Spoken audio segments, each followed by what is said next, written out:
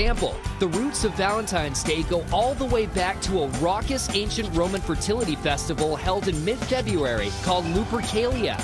Later, the Christian Church chose mid-February for St. Valentine's Day in order to Christianize the celebration. The association between mid-February and romance goes back to a pagan festival known as Lupercalia, likely honoring either Lupa, the she-wolf of Rome who suckled Romulus and Remus, or Faunus, their god of fertility. The festivities began with an animal sacrifice. Then the ritualistic slapping of young women with strips of the animal's skin and blood to bestow fertility for the coming year. In the 5th century, perhaps in an effort to Christianize the pagan festival, Pope Gelasius declared February 14th as St. Valentine's Day. This idea originated with English 18th century antiquarians, Alban Butler and Francis Douce. Also resurrected by Kellogg and Cox. There is no indication that in suppressing the Lupercalia, Gelasius put anything else in its place. There is no evidence that Gelasius advocated a celebration of Valentine's Day as a replacement for the Lupercalia. It is a coincidence that at the time the February 15th Lupercalia was suppressed, the Christian calendar of martyrs had already begun including an adjacent date, February 14th, in the name of Valentine. It is just that, a coincidence, with no indication of a connection. The letter by Gelasius to Andromachius criticizing the Lupercalia contains no reference to Valentine, or Valentine's Day, or any replacement observance. As scholar Jack Ort summarizes the letter from Pope Gelasius to Andromachius, at no point does Gelasius speak of compromise or of adapting any pagan customs. Christians must not keep a place in their hearts for a superstition incompatible with their faith, nor should they contaminate the dignity of their religion and the sanctity of the Church. Obstinate violators are to be excommunicated. Pope Gelasius believed that the Lupercalia was anti-Christian, and he wanted it eliminated. No compromise, no transformation. He did not create a new holiday in its place. But who was St. Valentine? Not much is known about the holiday's namesake. First of all, there was more than just one Christian cleric named Valentine. One of them was sentenced to death for performing marriage ceremonies in secret after Emperor Claudius II banned marriage for young Roman men, thinking single men made better soldiers. As for the real St. Valentine, there were reportedly several canonized by the Church.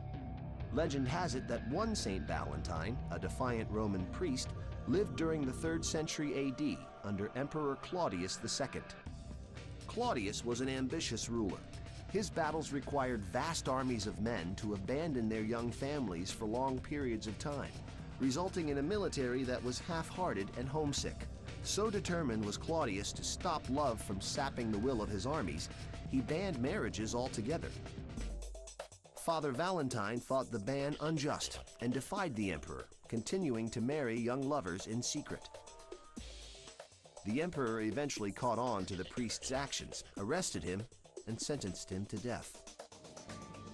There were quite a few Valentines. We know very little about most of them, but two did become the center of attention, a priest in Rome and a bishop of Terni, both supposedly beheaded on February 14th, with suggested years of 269, 270, or 273, and buried within 60 miles of each other on the Flaminian Way. The priest Valentine, of Rome, is said to have been arrested under the Emperor Claudius. Called before the emperor, Valentine defended his faith, and was confined to the household of a nobleman, Astrius. Some accounts refer to Astrius as Valentine's jailer, but it sounds more as if Valentine were under house arrest. Valentine killed the sight of the nobleman's adopted daughter, blind from cataracts since age 2, which prompted Astrius and his entire household of 44 to convert to Christianity. When Claudius learned of the healing and the conversions, he had Valentine beheaded, and Astrius was sent away to be tried and executed. The bishop Valentine, of Terni, encountered a scholar named Crado, who asked Valentine to heal his son, crippled since the age of 3 by a disease that contorts his body, forcing his head between his knees, and depriving him of speech.